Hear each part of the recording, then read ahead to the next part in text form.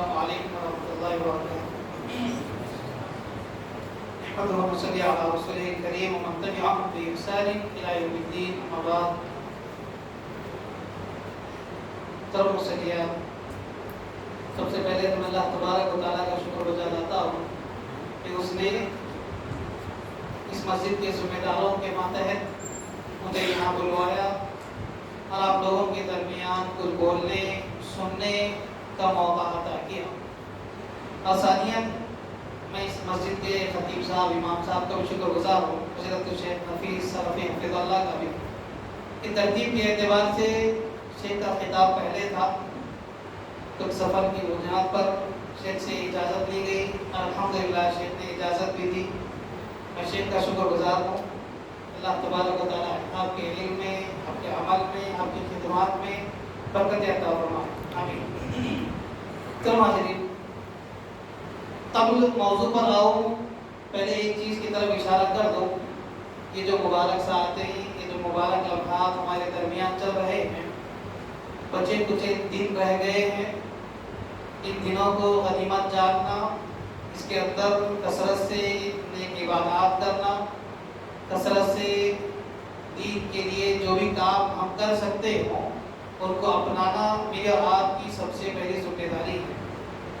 آپ کو وہیں ایک طرف یہ بھی اشارہ دے دو کہ یہ جو آخری لمحات ہیں اتنے قیمتی لمحات ہیں۔ نبی علیہ السلام نے بھی فرمایا کہ انما الاعمال بالخواتم، آدمی کے اعمال کا دار و مدار اس کے آخری لمحات، اس کے آخری اعمال پر بھی۔ کیوں اعمال کے آخری پر بھی ہے؟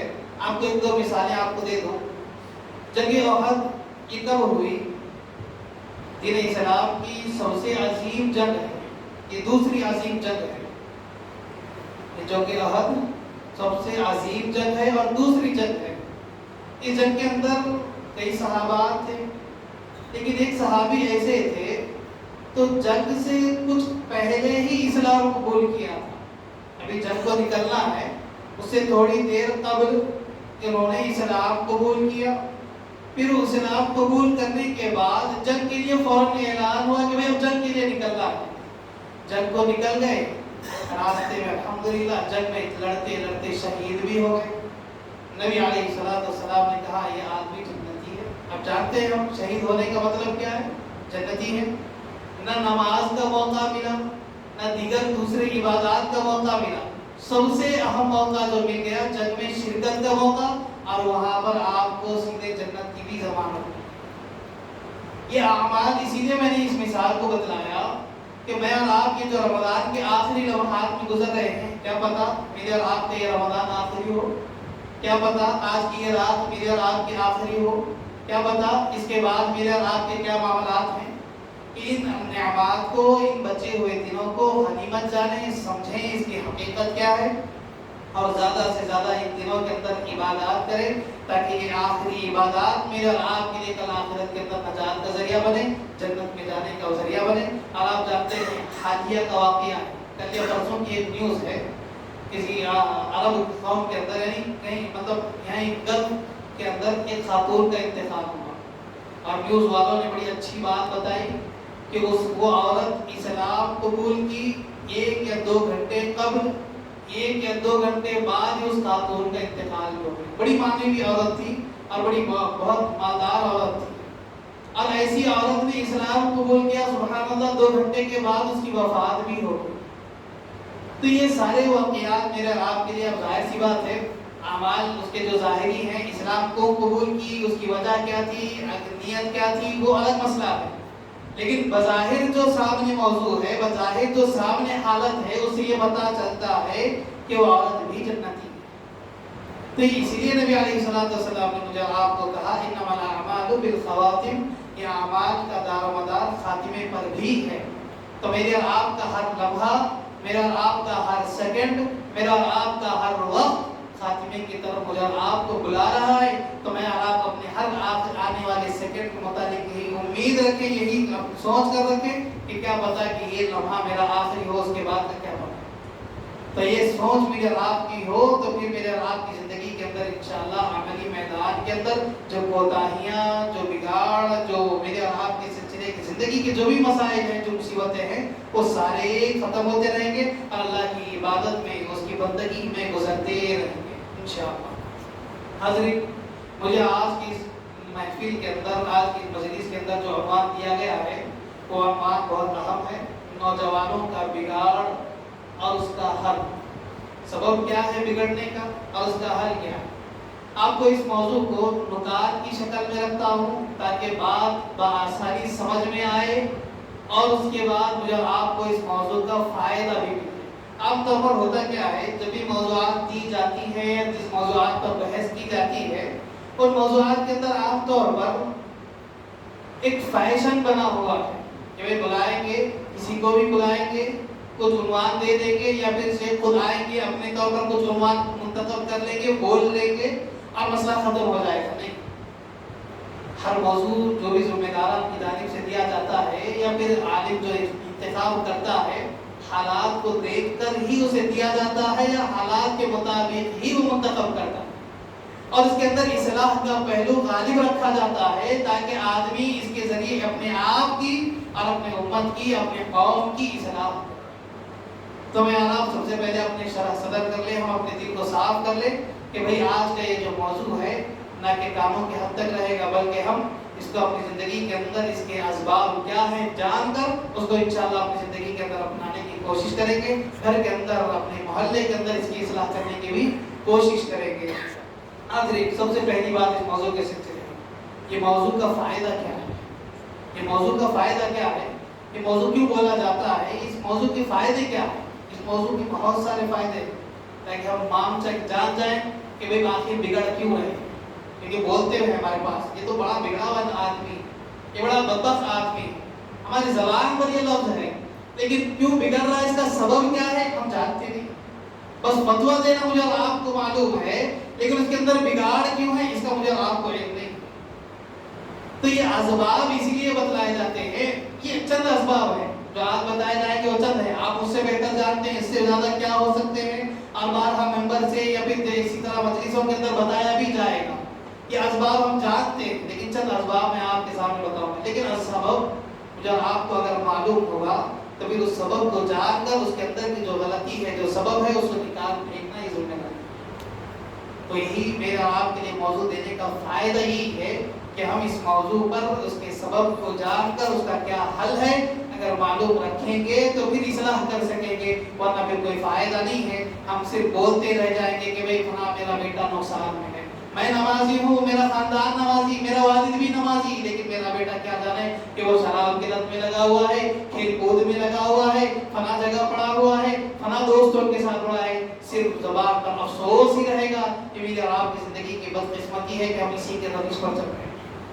کہ حقیقت میں مجھے اور آپ کو اپنی زندگی کے اندر اس کے سبب کو معلوم کر کے حل تلاشنا، یہ فائدہ مجھے اور آپ کا ہے، اور یہ فائدہ صرف کسی عالم کی ذمہ داری نہیں یا پھر کسی ذمہ دار کی ذمہ داری نہیں ہے، کہ گھر کے اندر کوئی والد ہے، کوئی سرپرست ہے، دادا ہے، کوئی بھی ہے، والدہ والدہ ہے، دادی ہے، یہ ان کی ذمہ داری ہے کہ اپنے گھر کے بچوں کی خبر گیری کرے، ان کی خبر ان کے متعلق معلومات حاصل کرے کہ میرا بچہ کہاں جا رہا ہے، کس کیفیت میں ہے، کہاں ہے، اس کو درست کرے، اس کے احوال کو معلوم رکھے۔ اور سب سے بڑی چیز سبحان اللہ، میں آپ کو یہ بتا دوں، آج کل اٹھنا پھرنا باہر ضرور دیکھنے کی ضرورت نہیں ہے، اس کے فون پہ موبائل کی گیلری لے لیں، سارا مسئلہ سمجھ میں آتا ہے، ساری بگاڑ سمجھ میں آ جائے گی کہ میرا بچہ کس چیز میں پڑا ہوا ہے، کہاں لگا ہوا ہے، ساری چیز سمجھ میں آ جائے گی۔ اور آپ دیکھو یقین مانو سبحان اللہ، ایسے ہمارے نوجوان ہیں کہ اتنا پاسورڈ بہترین رکھتے ہیں کہ سامنے والا سمجھ میں نہیں پاتا۔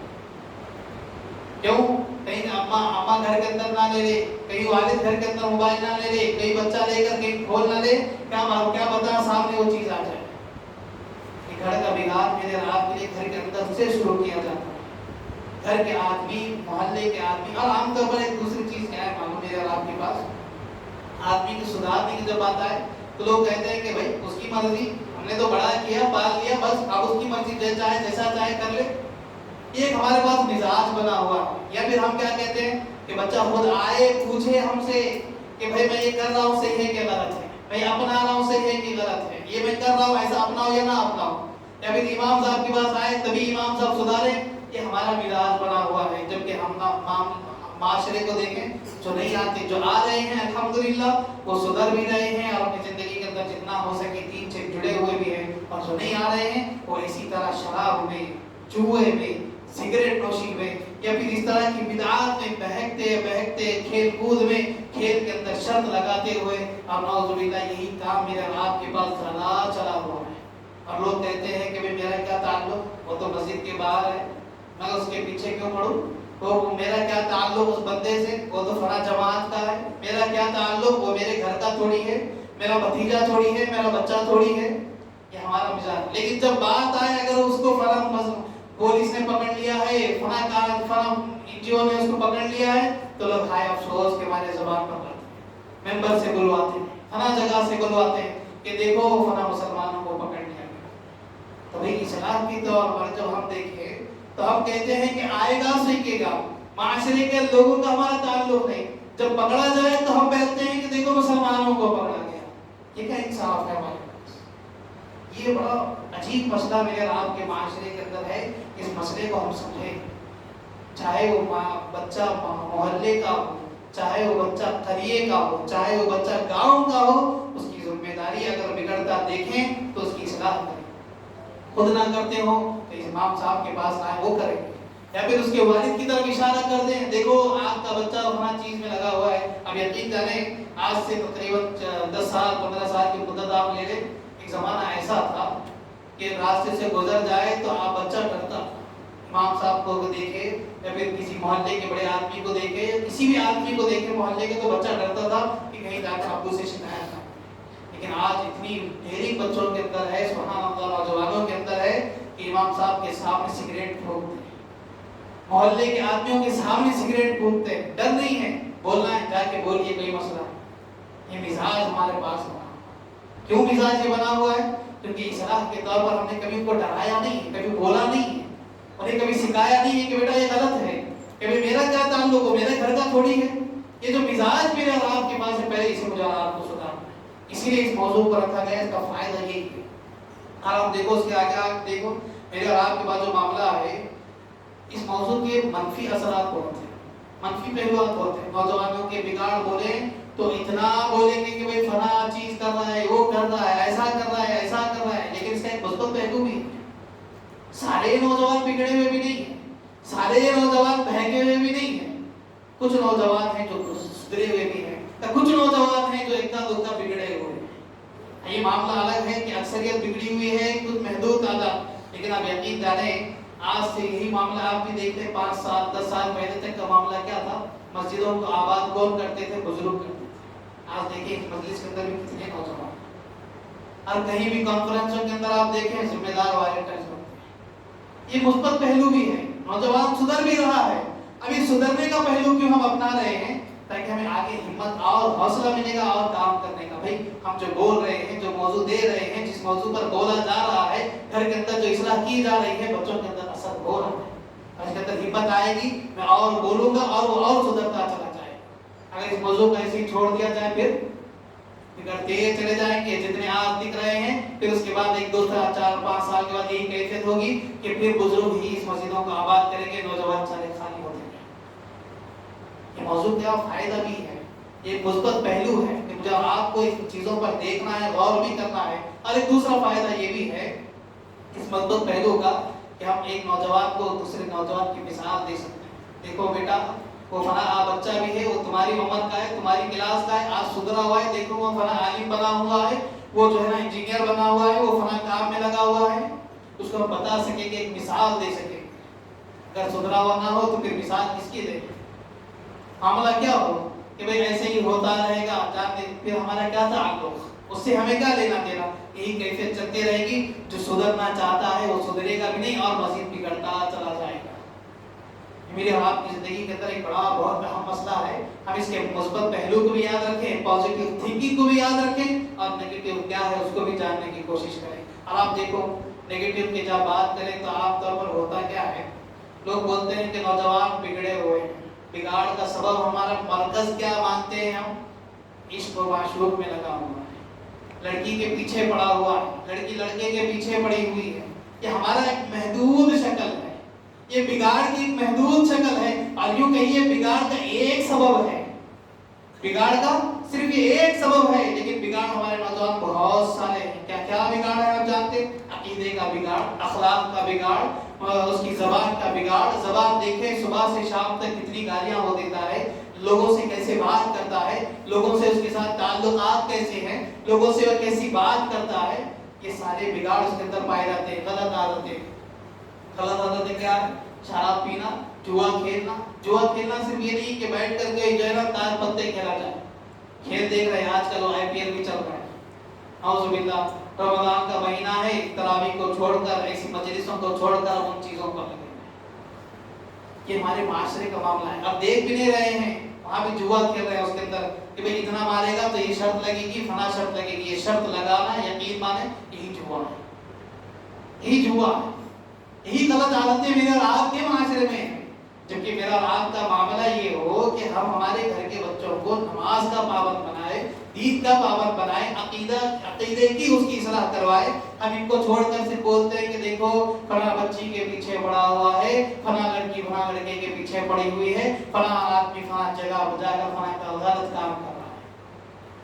یہ میرے اور آپ کے دائرہ محدود ہے۔ جبکہ بگاڑ کی جب بات آئے تو یہ ہمارا جہتی کا بگاڑ ہے۔ ہمارے پاس نوجوانوں کے اندر ہر طرح کا بگاڑ ہمارے نوجوانوں کے اندر ہے۔ ان کو کھنگال کر، ان کو دیکھ کر، ان کے اسباب کو معلوم کر پھر اس کی اصلاح کرنا میرے اور آپ کی ذمہ داری ہے۔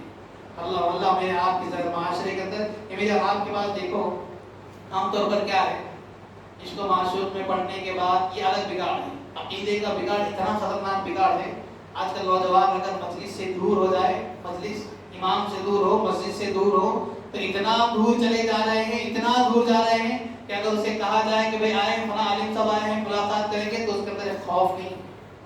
آج فلاں موضوع پر بولا جا رہا ہے، آئے مسجد کی طرف، تو اس کے اندر خوف نہیں ہے، خوف اس کے دل سے رب کا ختم ہوتا چلا جا رہا ہے۔ اور یقین مانے دین سے دوری کے بجائے دین بیزارگی نوجوانوں کے اندر آ رہی ہے۔ دین سے دوری یہ اتنا یقین کیا جا سکتا ہے کہ اسے واپس لایا جا سکتا ہے۔ دین سے دور ہو رہا ہے، مسجد سے دور ہو رہا ہے، امام سے دور ہو رہا ہے، گھر کے بڑوں سے دور ہو رہا ہے، تو یقین مان سکتے ہیں کہ اس کی اصلاح کی جا سکے گی۔ وہ آئے گا واپس، نماز پڑھے گا، امامت کے پیچھے، امام کے پیچھے رہے گا، مسجد کے اندر رہے گا، گھر کے اندر اتباع کرے گا، گھر کے معاملات کو سمجھے گا، گھر کے بڑوں کی بات سمجھے گا، ایک مثبت پہلو مانا جا سکتا ہے۔ لیکن وہیں آپ دیکھو اگر وہ دین بیزارگی میں آ جائے تو یہ بہت بڑا فتنہ ہے، بہت بڑا خطرناک بگاڑ میرے آپ کے پاس۔ کیوں بگاڑ ہے؟ دین بیزارگی کیا ہے معلوم ہے کہ جب اللہ کی بات کی جائے تو ڈر ختم ہو جائے تو پھر فائدہ نہیں ہے، کوئی فائدہ نہیں ہے۔ بھائی آئیں گے، بولیں گے، پکاریں گے، چلے جائیں گے، مسئلہ ختم۔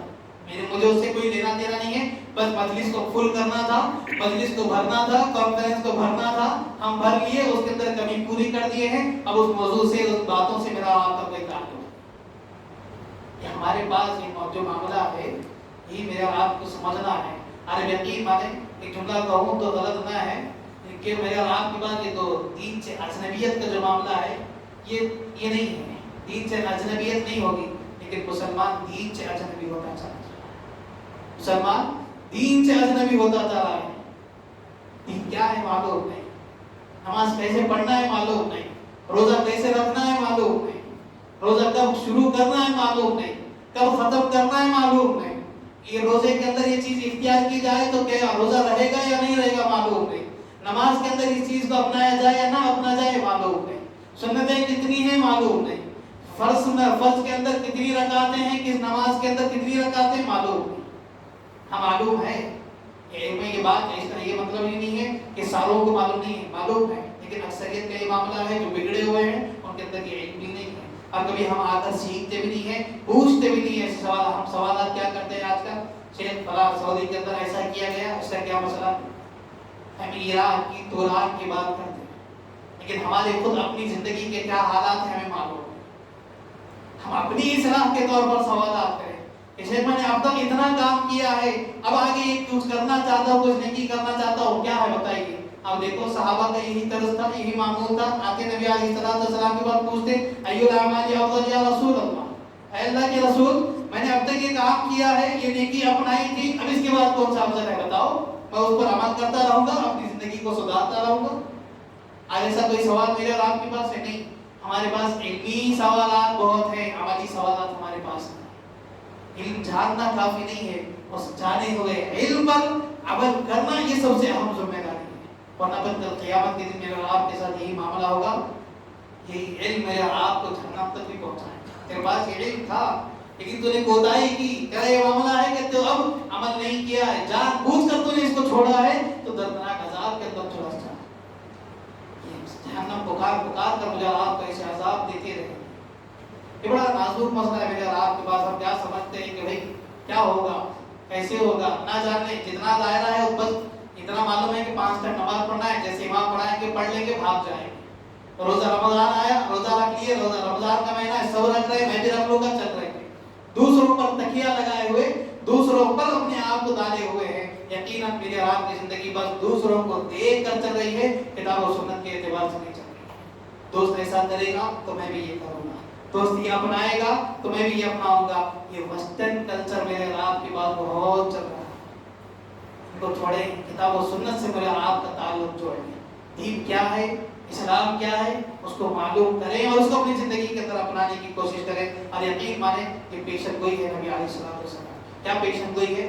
کہ زمانہ بگڑتا چلا جائے گا، لوگ دوستوں کے ساتھ بگڑتے چلے جائیں گے، لوگ ایک دوسرے کو دیکھ کر بگڑتے چلے جائیں گے. نبی علیہ السلام نے کہا تتبعوا سنن من کان قبلکم، لوگ اس سے پہلے والے لوگوں کی اتباع کرتے چلے جائیں. اس سے پہلے سے مراد کیا ہے؟ صحابہ نے پوچھا نبی علیہ السلام سے کہ بھئی کیا یہ اس سے پہلے سے مراد یہود ہیں؟ تو نبی علیہ السلام نے فمن، اور کون ہو سکتا ہے؟ یعنی یہودیوں کی اتباع ہمارے اندر آتی چلی جائے گی. یہ نبی علیہ السلام کی پیشن گوئی ہے میرے اللہ کے بعد. سبحان اللہ، حرف بحرف ہمارے نوجوان، ہمارے معاشرے کے لوگ اس کو پورا کرتے چلے جا رہے ہیں. پیشن میں اور آپ اس کی سمجھو، ان کی جو حقیقت ہے، اس کی جو ہولناکی ہے، یہ جو میرے اور آپ کے درمیان یہ جو بڑا مسئلہ چلا ہوا ہے، اس کی چیز یہ حقیقت مجھے آپ کو سمجھنا بہت اہم ضروری ہے. آپ دیکھو میرے اور آپ کے پاس کیا معاملہ ہے. دین کی وجہ سے میں اور آپ پیروی ایک دوسرے کے سلسلے میں عجیب و غریب کرتے چلے جا رہے ہیں. میرے اور آپ کے پاس پیروی کا معاملہ بڑا عجیب ہے، جبکہ میرے اور آپ کے اللہ نے عقل دی ہے، آنکھ دی ہے، زبان دی ہے، سمجھ بوجھ دی ہے. کہا قرآن مجید میں اللہ تبارک و تعالیٰ نے لہم قلوب لا یفقہون بہا ولہم آذان لا یسمعون بہا ولہم آذان لا یسمعون بہا ولہم اعین لا یبصرون بہا. اللہ نے کہا ہم نے دل دیے ہیں لیکن لا یفقہون، سمجھتے نہیں ہیں. بس دوست کر رہا ہے میں بھی کروں گا. وَلَهُمْ أَعْيُنٌ لَا يُبْصِرُونَ بِهَا، ہم نے آنکھ دی ہیں، دیکھیں کہ کیا حلال ہے کیا حرام ہے، یہ حلال کی طرف سے آیا ہے حرام کی طرف سے آیا ہے، دیکھیں پھر اس کے بعد اس کو اپنائیں. نہیں، وہ صلاحیت ہم نہیں رکھتے. وَلَهُمْ آذَانٌ، کان دیے ہیں، لَا يَسْمَعُونَ بِهَا، لیکن سننے کی صلاحیت ہے سننے کی صلاحیت، لیکن بری بات سننا یہ ہماری صلاحیت بنی ہوئی ہے، اچھی بات سننے کی صلاحیت نہیں. اور جو ایسا کرے گا اور جو ان صلاحیتوں کو صحیح طور پر استعمال میں نہیں لائے گا، کہا اللہ نے اولئک کالانعام بل هم اضل، یہ وہ لوگ ہیں جو جانوروں سے زیادہ گئے گزرے ہیں. یا تو جانور ہیں یا تو اس سے زیادہ گئے گزرے ہیں. یہ خطیب کی طرز زبانی نہ سمجھے، یہ قرآن کے الفاظ ہیں. میں آپ کو تانا نہیں دے رہا، تو قرآن کے الفاظ ہیں. ان لوگوں کے لیے ہے جو ان چیزوں کی استعمال نہیں کرتے، اپنی زندگی کی حقیقت کو، اپنی زندگی کے مقصد کو، اپنی زندگی کے اندر کیا کرنا ہے جو نہیں جانتے. ان کے بارے میں قرآن میں کہا ہے کہ بھئی تم عقل دی تھی، زبان دی تھی، کان دیے تھے، آنکھ دیے تھے، ان کا استعمال کرو. دین صحیح کیا ہے اس کو معلوم کرو، اس کو اپناؤ. اگر نہیں اپناؤ گے تو تم جانوروں سے زیادہ بدتر ہے. اور یقین مانے یہ صرف ایک بات نہیں، اللہ نے قرآن دوسری جگہ بھی کہا، مشرکین کی طرف اشارہ دیتے ہوئے کہا والذین کفروا یتمتعون ویأکلون کما تأکل الانعام. کہا یہ لوگ ایسے ہیں دنیا کے اندر فائدہ اٹھانے والے. کیسے فائدہ اٹھانے والے؟ یأکلون کما تأکل الانعام، جانوروں کی طرح کھاتے پیتے ہیں. قرآن میں اللہ نے کہا، میری زبان نہیں، میں نہیں بول رہا ہوں، قرآن میں اللہ نے کہا کہ ایسے لوگ ہیں جو دنیا کے اندر زندہ تو ہیں لیکن مسئلہ یہ ہے کہ یأکلون کما تأکل الانعام، جانوروں کی طرح صرف کھاتے پیتے چلتے پھر رہے ہیں. آج یہی معاملہ چل رہا ہے. دیکھو کتنی زیادہ محفل افطار کے وقت سمجھا دیے، یہ فنا ڈش وہ فنا ڈش وہ فنا ڈش، جبکہ ایسا وقت ہے کہ ایسے وقت پہ کھڑے ہو کر رب کے آگے جھک کر عبادت کرنے کا موقع ہے۔ کہا حدیث کے اندر نبی علیہ السلام نے ایسے وقت کی جانے والی دعا کبھی رد نہیں کی جاتی کہ اہمیتوں کا ہم نے سارا پورا رمضان سنا ہوگا، جانتے پوچھتے میرے اور آپ کے معاملات یہ چل رہے ہیں، یتمتعون صرف فائدہ اٹھا رہے ہیں۔ کیسے فائدہ اٹھا رہے ہیں؟ یاکلون کما تاکلون الانعام، بھائی کھاتے پیتے جانوروں کی طرح زندگی گزارتے ہیں، اصلاح سے کوئی تعلق نہیں، اپنی زندگی کی اصلاح سے کوئی غرض نہیں، زندگی کے مقصد سے کوئی تعلق نہیں، زندگی سے کیا میرے اور آپ کے حاصل کرنا ہے اس سے کوئی مطلب نہیں۔ بھاڑ میں جائے پوری دنیا، میری زندگی مست، من چاہی زندگی گزارنا کا یہ مزاج میرے اور آپ کے پاس بنا ہوا ہے، جبکہ یہاں اللہ نے مشرکین کا یہودیوں کی طرف اشارہ دیتے یہ کہا اور یہی معاملہ میرے اور آپ کے پاس بھی چل رہا ہے۔ وَالنَّارُ مَثْوًى لَهُمْ، قرآن کی اس آیت کے اختتام پر نبی علیہ اللہ تبارک و تعالیٰ نے کہا کہ جو لوگ اس طرح زندگی گزارتے ہیں صرف کھاتے پیتے مزے سے، وَالنَّارُ مَثْوًى لَهُمْ، ان کا ٹھکانہ جہنم ہی ہے، ان کا ٹھکانہ جہنم ہی ہے۔ اور یقین مانے یہی نبی علیہ السلام نے اللہ تبارک و تعالیٰ نے اولاد کے سلسلے میں، نوجوانوں کے سلسلے میں بڑی بات بتلاتے ہوئے کہا انما اموالکم واولادکم فتنہ، یقیناً یہ جو تم عیش پرستی میں پڑے ہوئے ہو نا، یہ جو دنیا کے متاع میں پڑے ہوئے ہو نا، یہ جو کھانے پینے کے منچاہی زندگی میں پڑے ہوئے ہو، یقیناً انما اموالکم، یہ مال، یہ منچاہی زندگی، یہ اولاد ایک فتنہ ہے، ایک آزمائش ہے۔ اس آزمائش کے اندر کیسے نکلیں گے؟ اس آزمائش سے باہر کیسے نکلنا ہے؟ دین سے جڑیں گے تبھی یہ میرے اور آپ کی زندگی سے باہر نکلیں گے، دین سے جڑیں گے، اپنی اصلاح کر لیں گے، دین سے تعلق بنائے رکھیں گے، تبھی میرے اور آپ کی کامیابی آئے گی، ورنہ پھر ایسے ہی بگڑتے ہوئے پھر جانوروں کی طرح میرے اور آپ کی زندگی گزرتے رہے گی۔ اب یقین جانیں میرے موضوع کا مطلب کیا ہے؟ یہ موضوع کا ایک حصہ تھا، نوجوانوں کی کیا اہمیت ہے، بگاڑ کی کیا نصارات ہے، بگاڑ کیا ہے، ایک حصہ میں نے آپ کے سامنے پیش کیا، اب دو حصے باقی رہ گئے۔ دو حصے کیا ہے؟ اسباب کیا ہے اور اسباب کا حل کیا ہے۔ آپ کو میں دو الگ الگ موضوع کرنے کے بجائے ان اسباب کو حل کو ایک ساتھ کچھ نکات کی شکل میں بتا کر انشاءاللہ اپنی گفتگو کو ختم کروں۔ 5 اسباب میں نے منتخب کیے، زیادہ اسباب نہیں، صرف 5 اسباب، یہ بنیادی اسباب ہیں۔ ان اسباب پر اگر میں اور آپ اصلاح کر لیں، ان کی حقیقت کو جان لیں، ان کا حل اپنے اندر تلاش کریں، تو پھر انشاءاللہ میرے اور آپ کے گھر کے اندر بھی اصلاح ہوگی، میرے اور آپ کی بھی اصلاح ہوگی، میرے اور آپ کے محلے کی بھی اصلاح ہوگی انشاءاللہ۔ اور یقیناً میرے اور آپ کی زندگی کے اندر یہی سب سے اہم چیز ہے۔ آپ دیکھو یہ حل کیا ہے، سبب کیا ہے، سبب کا ہی اصل تدارک کر لینا ہی حل ہے، سبب معلوم ہونا ہی حقیقت میں حل ہے۔ پہلا سبب، سب سے اہم سبب تعلیم کا انتظام ہے۔ تعلیم کی بات آئے تو میرے اور آپ کے پاس کہتے ہیں کہ بھائی میرا فلاں بچے کو میں نے فلاں بڑے کالج میں ایڈمیشن دلایا ہے، فلاں جگہ میں نے ایڈمیشن دلایا، نہیں۔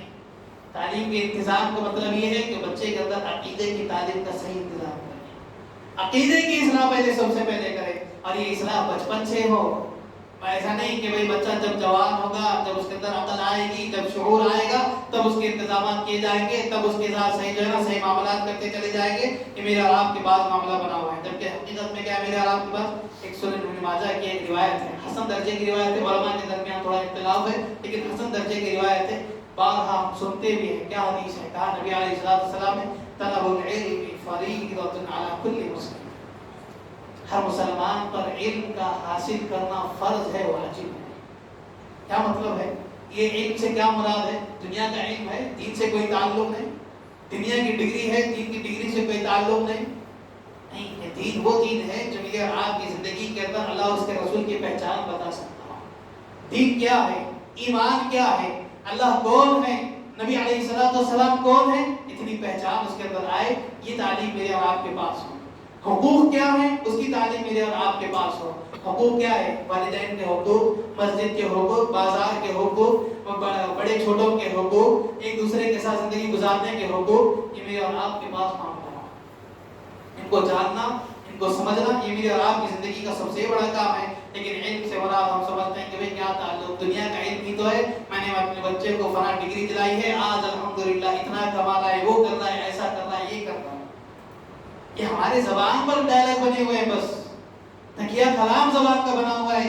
اصلاح کی جب بات آئے تو بولتے ہیں کہ بھئی پڑھایا لکھایا، اتنا سب کرایا، اتنا کما رہا ہے، لیکن نماز نہیں پڑھتا، बड़ा होने के बाद, पूरी कमाई पर चढ़ने के बाद हम समझते हैं कि भाई अब कमाता नहीं। यकीन माने ये बात इसलिए बता रहा हूँ कि चाहे आदमी काम करने वाला हो, चाहे आदमी नौजवान तालीम हासिल करने वाला हो, चाहे वो बूढ़ा भी हो चुका हो, कमाई के अंदर आगे भी निकल गया हो या भी छोटा हो, ये सबों पर इल्म का हासिल करना फर्ज है। ऐसा नहीं कि मेरी उम्र निकल गई है अब इल्म से कोई ताल्लुक, मेरी उम्र खत्म हो गई है अब इल्म से मुझे कोई गर्ज नहीं, मेरी उम्र खत्म हो गई है अब मेरा सिर्फ कमाने का मकसद है, बीवी बच्चों को पालने का मकसद है, वालिदैन की देख रेख है, बस इतना काफी है। नहीं, इल्म मुझे आपको हर रोज हासिल करना है, जितना हो सके उतना हासिल करना है। और एक बात सही, एक ही दिन सही, असलाफ का एक कौल है, असलाफ का एक पाबंद है करते थे। असलाफ में से बाज़ लोगों का सलफ का ये मामूल था कि वो दिन के अंदर एक अपनी रात को सोने से पहले अपने दिन का जायजा लेते कि भाई मैंने आज इस दिन के पूरे दिन के अंदर 24 घंटे के अंदर कितना इल्म हासिल किया, क्या आज एक तो दीन की नई बात मैंने सीखी है, उसका जायजा लेते। अगर नहीं सीखी है तो फौरन नींद को उड़ा देते, बैठकर उसको एक चीज की एक नई बात सीखते, जानते, फिर उसके बाद सो जाते। ये असलाफ का मामूल था। लेकिन आज हमारे पास क्या है, दीन की बात की जाए, मजलिस की बात की जाए, कॉन्फ्रेंस की बात की जाए, भाई वो तो उन लोगों का काम है, तो हमारे फना दोस्त चले जाएंगे, फिर उसके बाद जो भी देखा जाएगा, जो भी होगा देखा जाएगा। भाई मैं फना काम में लग जाऊंगा, फना काम करता रहूंगा। लेकिन यहाँ नबी अलैहिस्सलाम ने मुझे आपको यही बताया कि अल्लाह ने जो पैदाइश मेरे आपकी बनाई है ना, अल्लाह ने दो चीजों को मिलाकर इंसान को बनाया। दो चीजें क्या है, एक है जिस्म, दूसरा है रूह। जिस्म और रूह को मिलाकर अल्लाह ने मुझे और आपको इंसान बनाया है। इन दोनों की भी जरूरत है।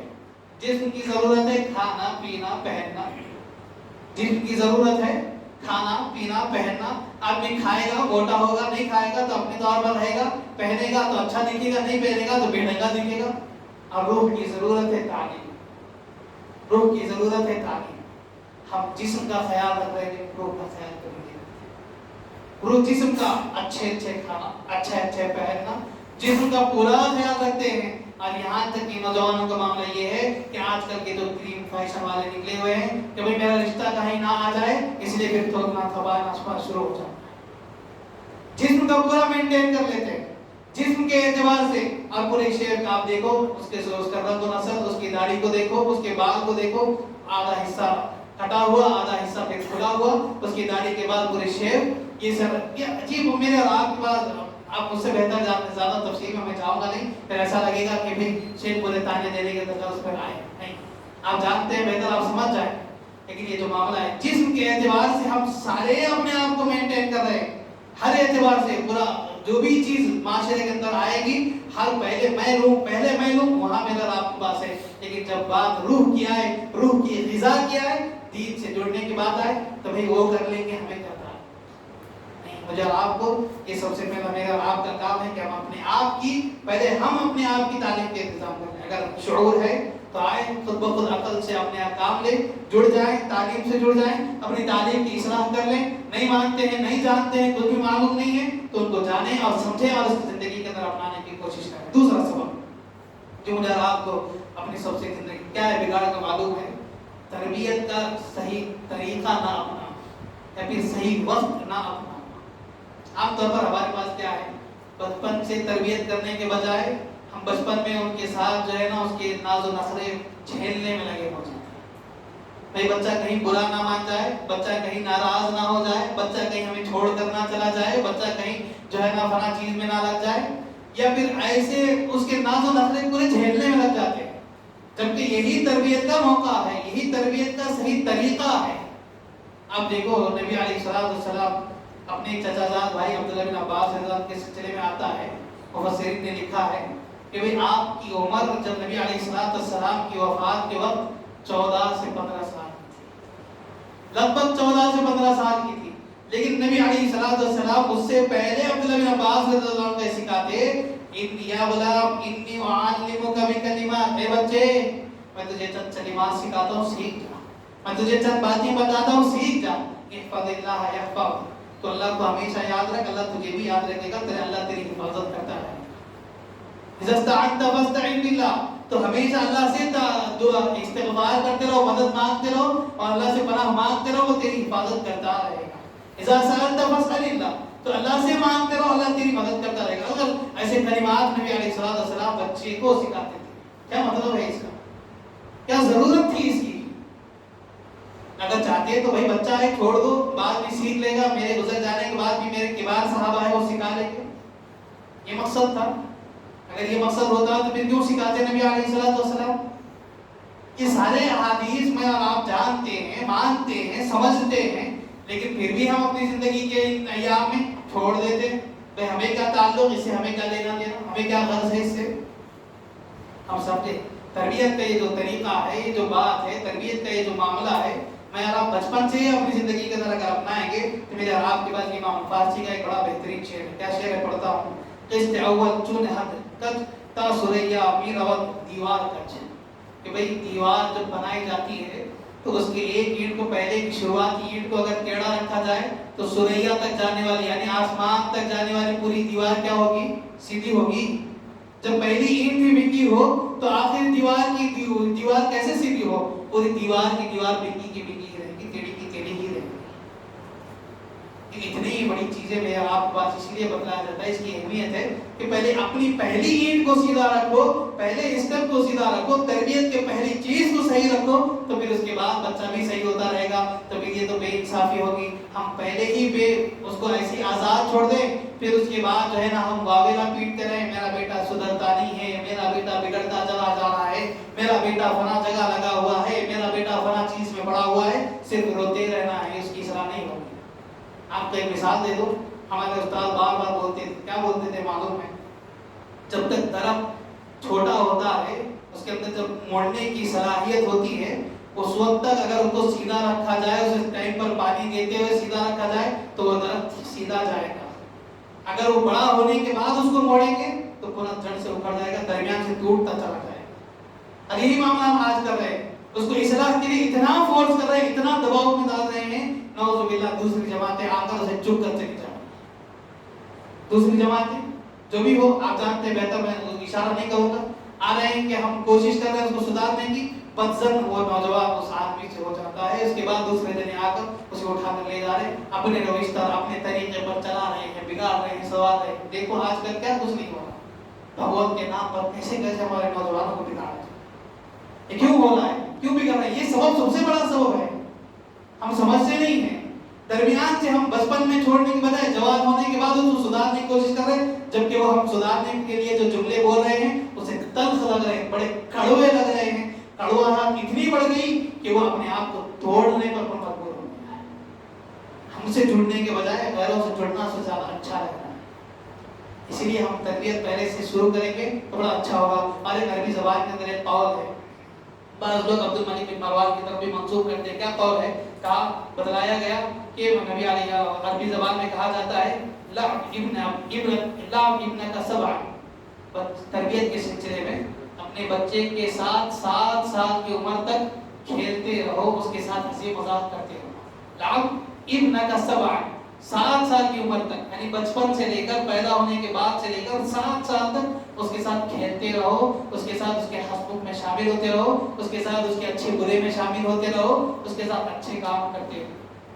پھر اس کے بعد کا دوسرا طریقہ وَعَدِّبْهُ سَبْعًا، یعنی پھر 7 سال سے لے کر 14 سال تک، 7 سال سے لے کر 14 سال تک اس کو ادب سکھاتے رہو کہ بھائی یہ اچھا کام ہے، یہ غلط کام ہے، یہ چیز کرو، ان کا احترام کرو، ان کو سلام کرو، ان کو وہ بولو، ان کو ایک کے ساتھ ایسا بات کرو، مسجد میں ایسا رہو، امام صاحب کے ساتھ ایسا رہو، فلاں کے ساتھ ایسا رہو، اس کو ادب سکھاتے رہو۔ وَأَدِّبْهُ سَبْعًا، 7 سے لے کر 14 سال تک۔ پھر اس کے بعد کہا وَصَاحِبْهُ سَبْعًا، پھر اس کے بعد 14 سال سے لے کر 21 سال تک، 14 سال کی عمر سے لے کر 21ویں سال کی عمر تک کہا، اس کے بعد وَصَاحِبْهُ سَبْعًا، اس کو اپنے ساتھ رکھو، معاشرے کی دیکھ ریکھ بتاؤ، دیکھو یہ کاروبار ایسے کیا جاتا ہے، یہ کام ایسے کیا جاتا ہے، ان لوگوں کے ساتھ ایسے بیٹھا جاتا ہے، ان لوگوں کے پاس نہیں بیٹھا جاتا، یہاں بیٹھا جاتا ہے، یہاں نہیں بیٹھا جاتا، ان لوگوں کے ساتھ کاروبار کیا جاتا ہے، ایسے حرام لوگوں کے ساتھ کاروبار نہیں کیا جاتا، اس کو بتاؤ،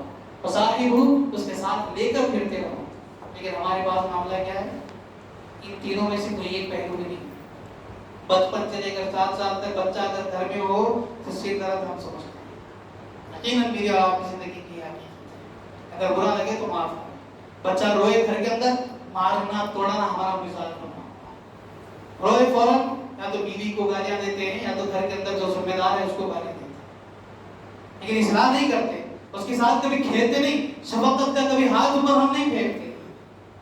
हमारी जिम्मेदारी हम समझते हैं, यकीन माने बड़ा जुमला और हम बुला लगे तो माफ करें, सिर्फ मेरी और आपकी जिम्मेदारी हम समझते हैं कि उसे पैदा कर दिया बस अब मेरी जिम्मेदारी नहीं। 7 साल तक ये अरबी का दिमाग की मेरे और आपके तरबियत है, यही तरबियत मुझे और आपको करना है। 7 साल तक उसके साथ शफकत और मेहरबानी के साथ रहना है, रहमत उसके साथ बरसना है, उसके साथ खेलना है। फिर उसके बाद की उम्र के अंदर उसके साथ मुझे और आपको उसको अदब सिखाना है। जब बात आए फिर उसके बाद बच्चा घर के अंदर वालिद आए सलाम ना करे तो फिर हम कहते हैं कि देखो क्या भेड़ांगा है, वालिद को भी सलाम नहीं करता। घर के अंदर मेहमान आए अगर उनके साथ सही तरीके से ना बात करे, बगैर सलाम के भी बाहर चले जाए तो फिर बोलते हैं कि देखो कैसा बच्चा है। खुद वालिदैन बोलते हैं बड़ा बिगड़ा हुआ है, फूफी आई थी, फला आई थी, सलाम नहीं किया, फिर मारना तोड़ना शुरू कर। हमने कभी उसको सिखाया भी नहीं कि भाई अदब है, हमने तरीका को ही नहीं अपनाया, फिर लोगों के ऊपर बच्चे पर जुल्म भी करते हैं। सुभान अल्लाह, ये हमारी जिंदगी की बड़ी अजीब मामलात है। तरीका शरीयत के अंदर बताया गया है, सिखाया गया है, उसको छोड़कर अपनी जिंदगी के अंदर फिर कहते हैं कि सुधारो सुधरो। मेरे आपकी जिंदगी के अंदर ये जो फिर उसके बाद अरबियों के बाद का मामला क्या है, कहा फिर उसके बाद उसके रस्सी को छोड़ दो, वो गुमराह नहीं होगा। यानी 3 तरीके अपनाओगे, पहले बचपन से लेकर 7 साल तक उसको खेलो उसके साथ, 7 से लेकर फिर 14 साल तक उसको अदब सिखाओ, फिर 14 से लेकर 21 तक उसे जो है ना अपने साथ रखो, फिर उसके बाद उसके बाद रस्सी को छोड़ दो, उस बच्चे को छोड़ दो, वो गुमराह नहीं होगा, कहाँ भी जाएगा तो वापस आएगा, बिगड़ने का सवाल ही नहीं है। इतनी बड़ी बेहतरीन बात मेरा रात के लिए बताया गया है, समझाया गया है, तो फिर हम तरीकों को सीखें समझें। हम ये जो दूसरी चीज है मैं आ रहा हूँ अपनी जिंदगी के अंदर उसको अपनाने की कोशिश करें, ये दूसरा सबब था और उसका हल था। तीसरी चीज मैं आ रहा अपनी जिंदगी के अंदर मेहनत कर रहे हैं, ऐसा नहीं कि बाज़ लोग मेहनत नहीं कर रहे हैं, अपनी इस्लाह नहीं कर रहे हैं, बच्चों के अंदर तरबियत नहीं कर रहे हैं, या फिर उन्हें तालीम नहीं दे रहे, तालीम भी दे रहे हैं, तरबियत भी दे रहे हैं, लेकिन मेरा आपको चूक क्या होगी मालूम है, मकसद नहीं बताते, मकसद नहीं बताते। पहले हम अपने बच्चों के अंदर मकसद बताएं, उसकी जिंदगी का मकसद क्या है, उसको किस लिए पैदा किया है, क्यों पैदा किया है, उसको पैदा करने का मकसद क्या है, उस मकसद को पहले उसके दिल दिमाग के अंदर बैठा है। अगर उसके दिलो दिमाग के अंदर ये मकसद बैठ जाएगा, फिर उसके बाद आप देखो उसकी जिंदगी के अंदर कभी बिगाड़ नहीं आएगा, वो जिंदगी के अंदर कभी बिगाड़ की तरफ बढ़ेगा भी नहीं, उसकी जिंदगी के अंदर वो कभी आगे बढ़ेगा भी नहीं। और आप देखो यही चीज मेरे और आपके माशरे के अंदर नबी अलैहिस्सलाम ने भी अल्लाह यही बात बता देगा कि भाई जो आदमी अपने मकसद को समझेगा, जो नौजवान, उसके लिए बड़ी बशारत देते हुए कहा 7 लोगों को अर्श के नीचे साया मिलेगा, 7 लोगों को अर्श के नीचे जगह मिलेगी। उनमें से एक नबी अलैहिस्सलाम ने बतलाते हुए कहा शाबुन नशा फी इबादतिल्लाह, ऐसा नौजवान जो अल्लाह की इबादत में अपनी जवानी को गुजार रहा हो। इतनी बड़ी बशारत ऐसे वक्त में जहां पर सूरज हमारे कई करीब होगा, उस सूरज की तपती हुई, आज देखो वक्ती तौर पर रोजे की हालत में अल्हम्दुलिल्लाह हम रह रहे हैं, थोड़ी देर ज़ोहर के वक्त असर के वक्त बाहर निकलने के लिए कतराते हैं कि भाई थोड़ा कारोबार बाद में देखेंगे, रोजा लग जाएगा, फना होगा, फिर फना चीज होगी, धूप बड़ी शिद्दत की है, लेकिन वहां उस रोजे क़यामत के दिन सूरज हमारे सर पर होगा। ऐसे वक्त में किसी चीज की जरूरत होगी तो ये मस्जिद नहीं आएगी, ये मस्जिद की इश्क नहीं आएगी, इस मस्जिद के अंदर की जाने वाली मेरी और आपकी इबादत काम आएगी, इस इसी के अंदर की जाने वाली मेरी और आपकी इबादत काम आएगी। वही ऐसी साए अल्लाह के अर्श के साए के नीचे आएगी, मैं और आप वो ऐसी जगह खड़े हो जाएंगे जो वहां ठंडक पाएंगे, इस एसी से भी ज्यादा ठंडक पाएंगे। इसीलिए कहा नबी अलैहिस्सलाम ने शाबुन नशा फी इबादतिल्लाह, ऐसा नौजवान जो अपनी इबादत को अपनी जवानी के वक्त में इबादत अल्लाह की करते हुए जिंदगी गुजार रहा हो।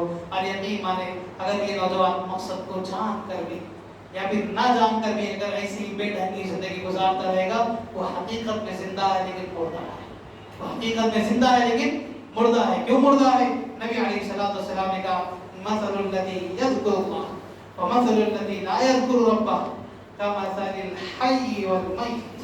हाँ नबी अलैहिस्सलाम ने जो बंदा अल्लाह की, जो नौजवान बंदा अल्लाह की इबादत करता रहेगा, उसके अज़कार की पाबंदी करता रहेगा, नमाजों में लगा रहेगा, इबादत में रहेगा, बंदगी में रहेगा, वो बंदा जिंदा है। और जो बंदा बंदगी में नहीं रहेगा, रब की इबादत से गाफिल रहेगा, रब से मुंह फेर कर चलता रहेगा, वो बंदा मुर्दा है, जिंदा है, लेकिन हकीकत में क्या है, वो मुर्दा है। नबी अलैहिस्सलाम ने पेशन गोई की है, बताई है, मुझे आपको समझाया।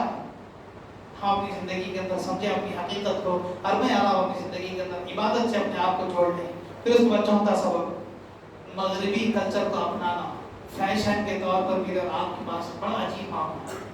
ये चीज बड़ी आसानी के साथ चल रहा है। लोग कहते हैं कि फैशन ट्रेंड चल रहा है, ये ट्रेंड का अपनाना मेरे और आपके पास हकीकत में ये हो रहा है कि हम इसी ट्रेंड के चक्कर में अपने आप को दीन को छोड़कर दुनिया के पीछे पड़े हुए, अपनी इस्लाह को छोड़कर गैर के मामलात में पड़े हुए हैं, अपने आप को छोड़कर गैर की इत्तिबा करने पर लगे हुए हैं। जैसे कि मैंने खुतबे के शुरू में भी कहा था, ऐसे ही गैरों की इत्तिबा करते हुए यहूदियों की, मुशरिकीन की इत्तिबा करते हुए चल रहे हैं।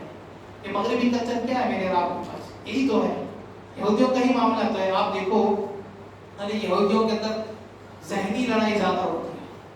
ज़हनी लड़ाई क्यों? आजकल डिबेट के लिए जो है तलवार की जरूरत नहीं है, हथियार की जरूरत नहीं, लड़ाई के लिए सिर्फ आजकल जो मामला अपनाया जा रहा है, ज़हनी लड़ाई का मामला अपनाया जा रहा है। क्यों ज़हनी लड़ाई का अपना मामला अपनाया जा रहा है? आप जानते हैं, चंद साल कबल एक बड़ी अहम मीटिंग हुई। क्या मीटिंग हुई? यहूदियों के दरमियान कि भाई मुसलमान कौम बहुत उरूज पर जा रही है, इस कौम को कैसे दबाया जाए, इस कौम को कैसे हलाक किया जाए, इस कौम को कैसे बर्बाद किया जाए।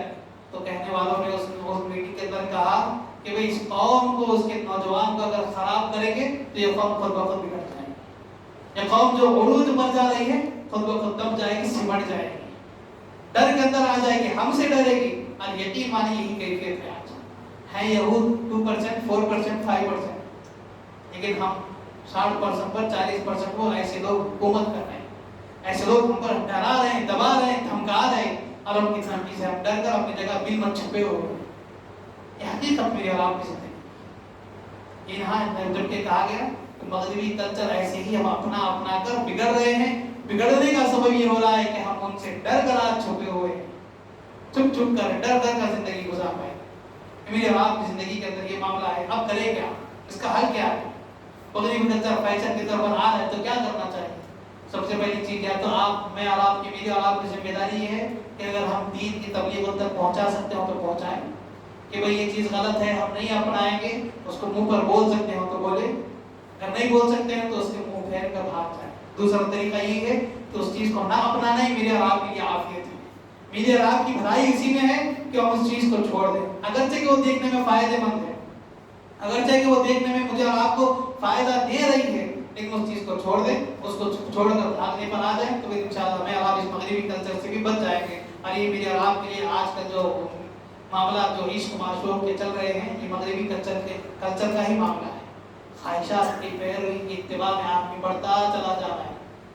पैंट आदमी फेर रहा है, अच्छे खासे पैंट को फाड़ रहा है, अच्छे खासे लिबास को जो है ना टाइट पहनकर अपनी बॉडी की नुमाइश कर रहा है।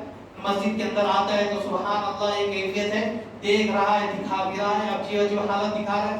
नाइट पैंट पहन कर आते हैं, हमारी कैफियत मस्जिद के अंदर ऐसी होती है कि सारे आज़ान नजर आने लगता है। माँ बहनों का भी ये मामला है कि बुर्के के लिबास, और आजकल लिबास बुर्का इसलिए पहना गया कि भाई ढीला डाला हो ताकि आज़ान नजर ना आए, नशे व फराज नजर ना आए। लेकिन मामला ये है कि ऐसे ऐसे बुर्के निकल गए, टाइट पहनकर अपने सारे आज़ान नशे व फराज बताना शुरू कर रहे हैं। ये मगरबी कल्चर है, छोटा थोड़ा कर मेरे आप के अंदर दाखिल होती है, चले जा रहे हैं। एहसास भी नहीं है मुझे और आपको इसका शऊर भी नहीं है कि भाई हम फैशन के नाम पर अपना रहे हैं, लेकिन अपनी जिंदगी के अंदर इसराफ को हम छोड़ते चले जा रहे हैं। तो पांचवा और आखिरी सबब मेरे और आपके लिए, वो शायद गरीबन ज्यादा भी हो रहा है, आखिरी सबब मेरे और आपके पास क्या है मालूम है?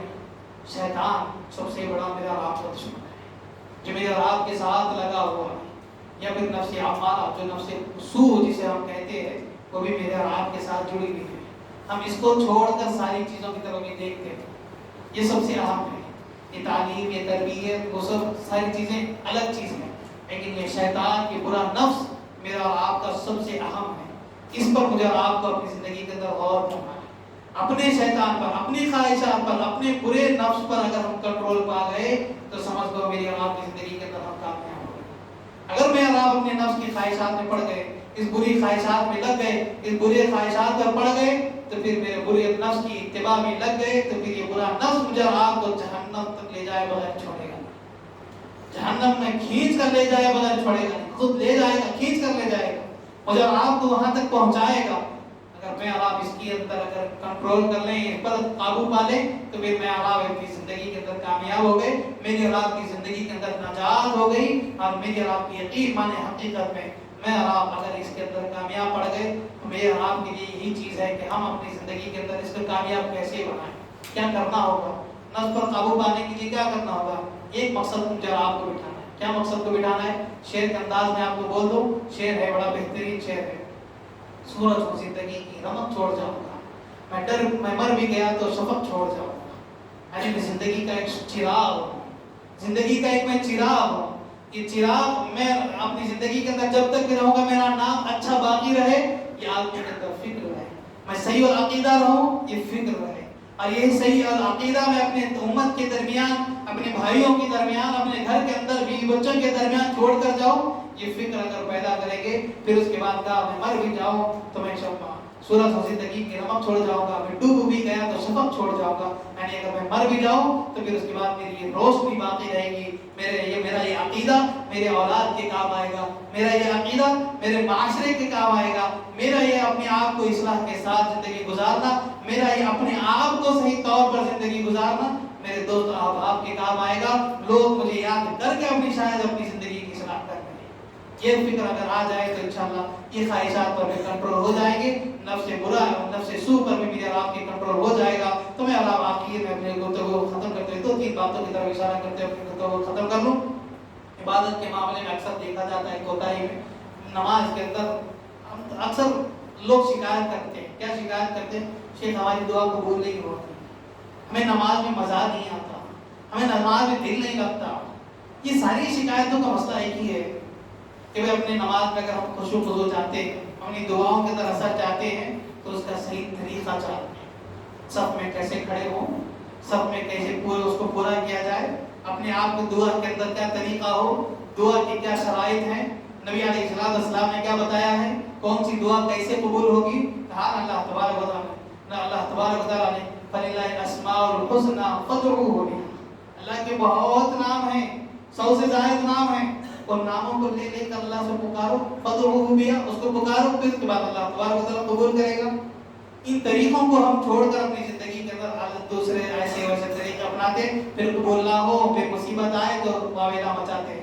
اسی لیے ہم اپنی نمازوں کو ہر چیز، چاہے عبادت جو بھی ہو، عقیدے کا معاملہ ہو، چاہے نماز کا معاملہ ہو، چاہے عمرے کا معاملہ ہو، چاہے دعا کا معاملہ ہو، چاہے صدقہ و خیرات کا معاملہ ہو، ہم جانیں، سیکھیں اور علماء سے رابطہ کریں. علماء سے رابطہ کر کے اپنی زندگی کے اندر ان چیزوں کو سدھارنے کی کوشش کریں. اور یہی تربیت کا صحیح طریقہ ہے. میرے اور آپ کی زندگی کے اندر اصلاح کا یہ سب سے طریقہ ہے. دعا رب العالمین سے اللہ تبارک و تعالیٰ آپ ہمیشہ اپنی زندگی کے اندر بتائی ہوئی باتوں پر عمل کرنے والا بنائیں، اور اسباب کو صحیح طور پر جان کر صحیح طریقے کے ساتھ اس کی اصلاح کرنے والا بنائیں، اور ہمیشہ ایک دوسرے کے ساتھ الفت و محبت کے ساتھ زندگی گزارنے والا بنائیں. آمین. اور میرے اور آپ کے اب تک کی رمضان کے اندر جتنی بھی عبادتیں، نفل عبادتیں ہو یا فرائض ہو، اللہ تبارک و تعالیٰ سے دعا ہے کہ اللہ یہ ساری عبادتوں کو قبول فرمائے، اور بچی دنوں کے اندر بھی زیادہ سے زیادہ عبادت کرنے کی توفیق مجھے آپ کو اللہ تعالیٰ فرمائے. آمین. وآخر الحمد للہ رب العالمین. سبحانک اللہم و بحمدک، اشہد ان لا الہ الا انت، استغفرک و اتوب